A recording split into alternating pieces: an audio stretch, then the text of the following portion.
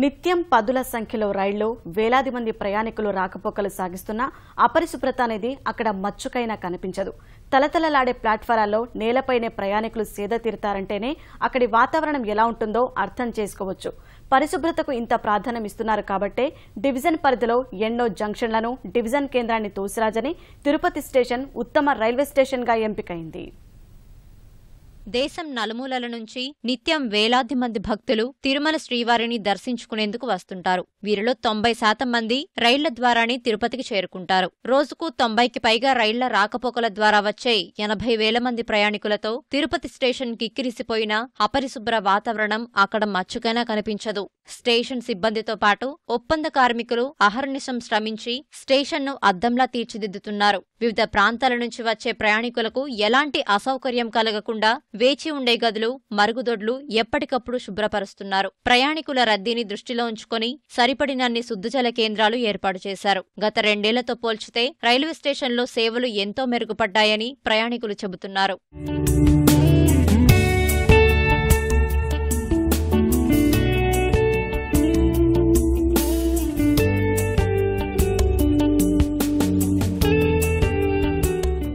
Station కొద్దిగా అక్కడక్కడ చెత్త అలాంటిది ఉండేది. ఇప్పుడు మాత్రం ఏం లేదు, ఇంత నీట్గా ఉంటున్నది.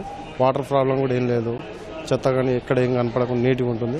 2 సంవత్సరాల క్రితం వచ్చాను, అప్పటికిప్పటికి చాలా చేంజ్ అయింది సార్. అప్పుడైతే చాలా దారుణంగా ఉండేది. ఇప్పుడైతే నీట్నెస్, స్వచ్ఛ భారత్ వచ్చిన తర్వాత నీట్నెస్ అవన్నీ బాగా పెంచారు. మళ్ళీ ఎక్కడ పడితే అక్కడ టాయిలెట్స్ అవన్నీ బాగా డెవలప్మెంట్ చేశారు. దానివల్ల ఇప్పుడు తిరుపతి రావాలంటే ఇంట్రెస్ట్ కూడా బాగానే ఉంది. వాటర్ తాగడానికి నీళ్ళ పరిస్థితి కూడా చాలా బాగానే ఉంది. ఫస్ట్ అయితే చాలా దారుణంగా ఉండేది. ఇప్పుడైతే ఎక్కడ పడితే అక్కడ వాటర్స్ అన్నీ పెడుతున్నారు, ప్యూరిఫైర్ వాటర్ అవన్నీ. దానివల్ల అందరికీ బాగానే ఉంది. స్టేషన్ పరిశుభ్రతతో పాటు ప్రయాణికులకు మెరుగైన సౌకర్యాలు కల్పించేందుకు ప్రతి సోమవారం మేనేజర్తో పాటు ఆరోగ్యాధికారి, రక్షక దళ అధికారులు స్టేషన్లో కలయతిరుగుతారు. ప్రయాణికులను అడిగి వివరాలు సేకరిస్తారు. అధికారులు, సిబ్బంది కృషి ఫలితంగా గుంతకల్ డివిజన్ పరిధిలో 8 A1 స్థాయి స్టేషన్లలో తిరుపతి ఉత్తమ స్టేషన్గా ఎంపికైంది.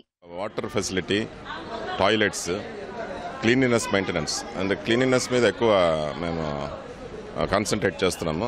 స్వచ్ఛ భారత్ కండక్ట్ చేస్తే ఎవ్రీ ఫోర్ట్నైట్ అంటే ఎవ్రీ 15 డేస్కి ఒకసారి స్వచ్ఛ భారత్ కండక్ట్ చేస్తే ఎంప్లాయీస్ వల్ల ఆ రిపోర్ట్ని మేము ఏడీఆర్ఎం గారికి పంపించాల్సి ఉంటుంది. తర్వాత మేము ఈ అవేర్నెస్, పబ్లిక్ అవేర్నెస్లో అడ్వర్టైజ్మెంట్స్ కూడా చేస్తున్నాం. పబ్లిక్ యూజ్ డస్ట్బిన్స్, తర్వాత don't litter the platform littering, anti littering cases book చేయడము, ఇట్లాంటి అవేర్నెస్ పెంచి ఒకవేళ వాళ్ళు లిటర్ చేస్తే వాళ్ళకి పెనాల్టీస్ వేయడము, ఇట్లాంటివి చేయడం వల్ల చాలా వరకు మేము క్లీనినెస్ మెయింటైన్ చేయడంలో సక్సెస్ అయ్యాం. తిరుపతి రైల్వే స్టేషన్ను పరిశుభ్రంగా ఉంచేందుకు ప్రయాణికులకు అవగాహన కల్పించడంతో పాటు సహకరించని వారిపై కేసులు సైతం నమోదు చేస్తున్నారు.